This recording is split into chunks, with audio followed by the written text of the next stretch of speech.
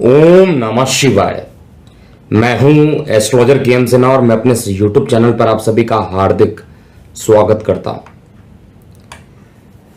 कौन बनेगा प्रधानमंत्री 2024 का ये पार्ट डी है, यानी चौथा पार्ट है।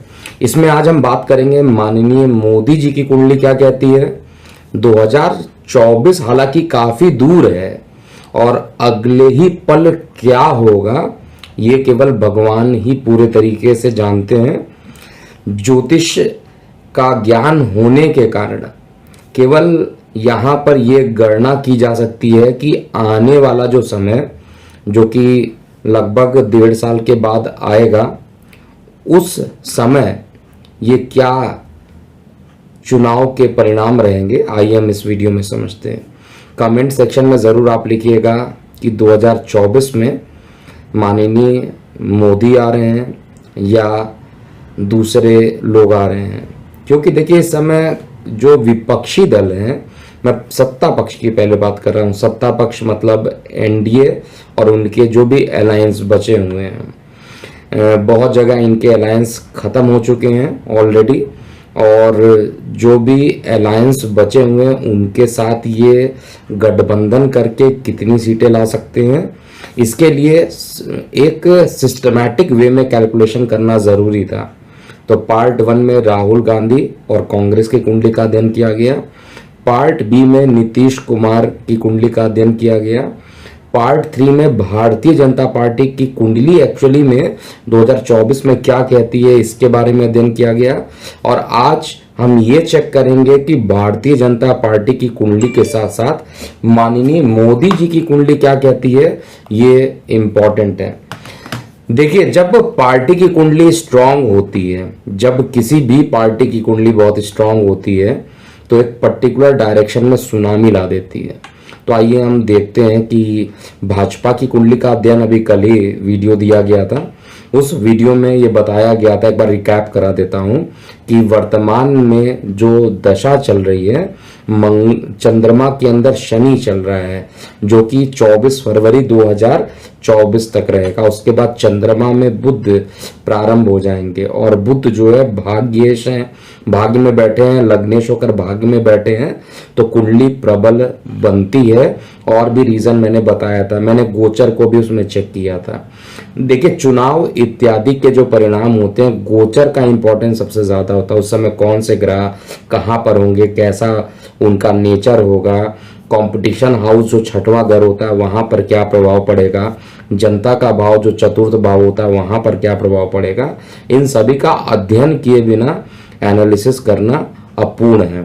तो हम आज की श्रृंखला में बात करेंगे माननीय मोदी जी, जिन्होंने 2 बार तो लगातार 2014 और 2019 के लोकसभा चुनाव में जीत कर आए, और अब ये हैट्रिक लगाने वाली बात है। क्या ये हैट्रिक लगा पाएंगे, आइए समझते हैं। आपकी सुविधा के लिए इनकी कुंडली को मैं डिस्प्ले में दिखा रहा हूं, ताकि जिनको ज्योतिषीय अध्ययन करना है वो कर सकते हैं। इनका जो जन्म हुआ था 17 सितंबर 1950 11 बजे सुबह, और महसाना गुजरात में इनका जन्म हुआ था। तो इनकी कुंडली जो है वृश्चिक लगन, वृश्चिक राशि की कुंडली है।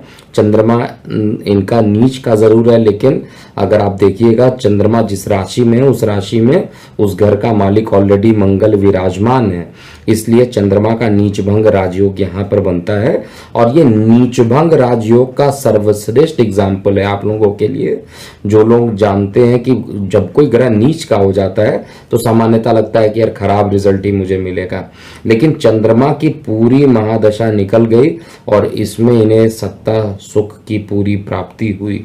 जैसे ही चंद्रमा की महादशा स्टार्ट हुई 2014 के आसपास, वहीं पर इनको पहला टर्निंग पॉइंट मिला और ये प्रधानमंत्री बने। 2019 में भी चंद्रमा की महादशा चल रही थी, उसमें भी इनको जो भाग्य का सहयोग कहा जाता है और जनता का सहयोग कहा जाता है, वो दोनों ही इनको मिला। और 303 सीट केवल बीजेपी और अलायंस मिलकर तो और ज़्यादा सीटें लेकर आई हैं।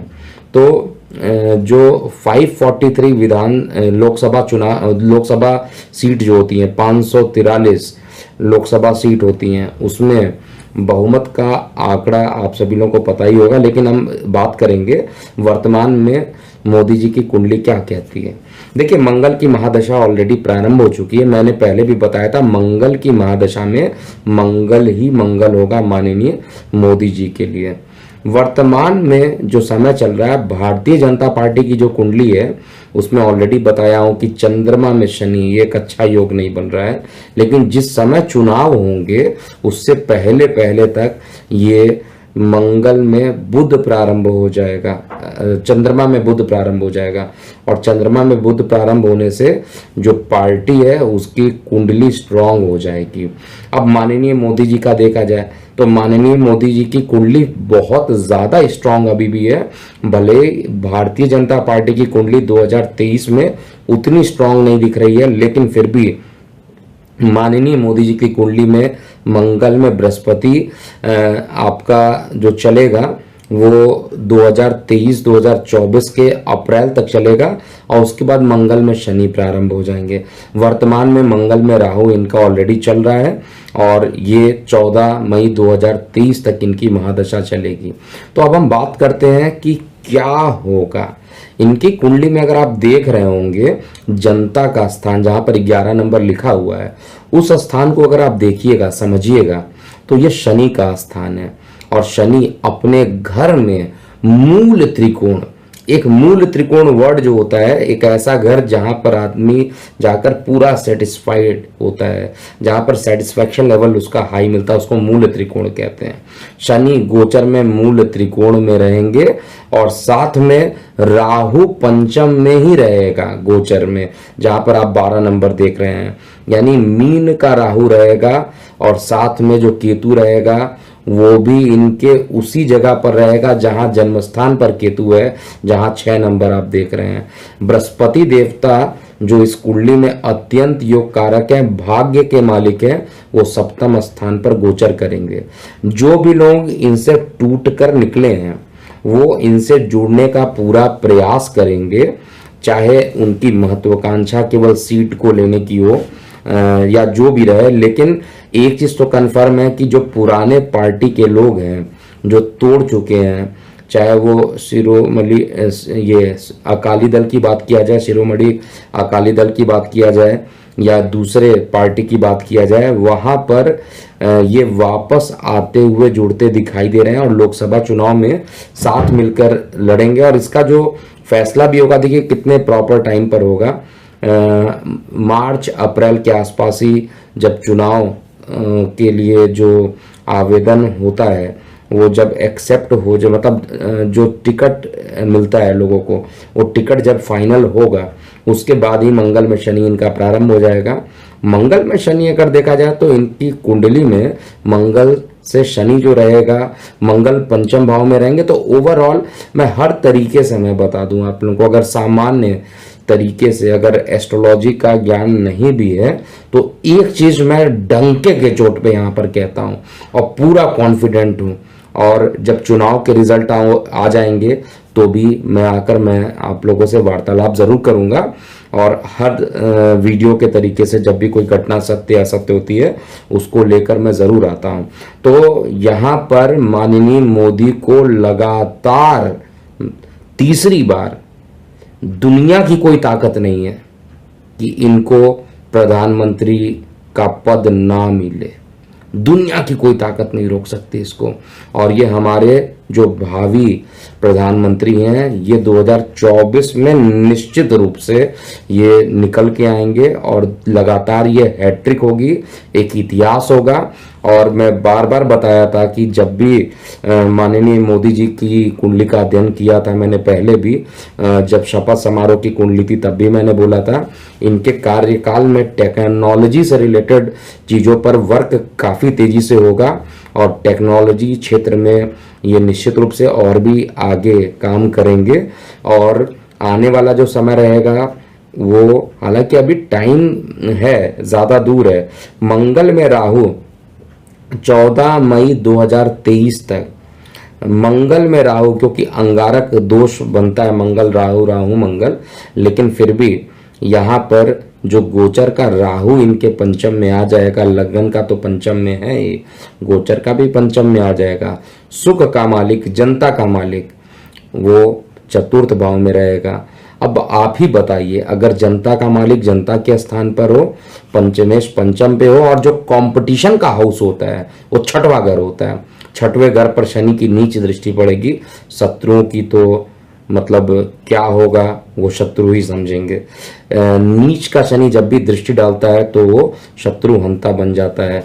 अगर ये छठवें भाव में डालता है, अगर किसी और भाव में डाल देगा दृष्टि, तो वहां पर नकारात्मक प्रभाव आ जाता है। लेकिन यहाँ पर शनि की जो दृष्टि रहेगी वो एक तो लगन पे रहेगी, सप्तम पे रहेगी, और एक रोग वाले भाव पर रहेगी, कंपटीशन के हाउस में रहेगी। तो कंपटीशन में इनको निश्चित रूप से विजय मिलेगा। एक प्रकार से कहा जाए प्रतिस्पर्धा ही है। हालांकि मोदी जी के सामने किसी की अभी कहा जाए उनके समतुल्य समकक्ष भी कोई नहीं है। अब कई लोग इसको सोचेंगे कि भाई बीजेपी के ही पक्ष में बात कर रहा हूँ, ऐसा नहीं है।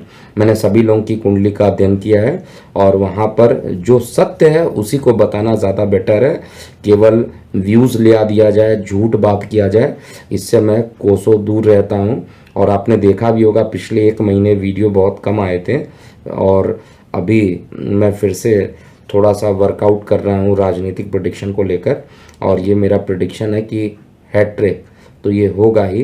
2029 में क्या होगा ये कैलकुलेशन करना भी बचा हुआ है, लेकिन 2024 में भी मोदी सरकार।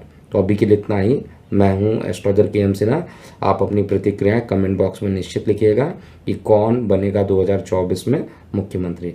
ओम नमः शिवाय।